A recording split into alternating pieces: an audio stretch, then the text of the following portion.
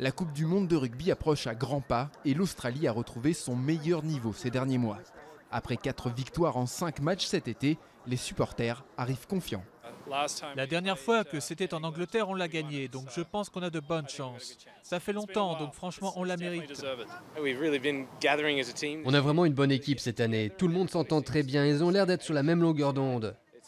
J'ai l'impression que ce n'était pas le cas pour les dernières Coupes du Monde, mais là, on est tous ensemble. Je pense que cette fois, c'est la bonne.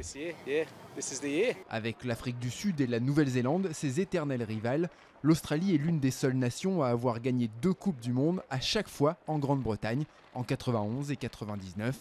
Mais cette année, il faudra aussi se méfier des équipes de l'hémisphère nord. Au-delà de la Nouvelle-Zélande, il faudra faire attention à l'Angleterre qui joue chez elle et qui sera dangereuse, et puis l'Irlande qui est probablement la meilleure équipe de l'hémisphère nord. Les Wallabies sont dans le groupe de l'Angleterre, du Pays de Galles, des Fidji et de l'Uruguay. Surnommé le groupe de la mort, il verra mathématiquement l'une des grandes nations du rugby éliminée avant les quarts de finale. Pour le pilier de l'équipe James Slipper, il ne faut donc sous-estimer personne. Sur un jour, sur un match, n'importe qui peut battre n'importe qui, et c'est comme ça qu'il faut se préparer, un match à la fois. C'est cet état d'esprit qui va nous permettre d'avancer. Et je pense que c'est le bon moment pour le rugby australien. On est sur une bonne lancée et il faut qu'on capitalise dessus.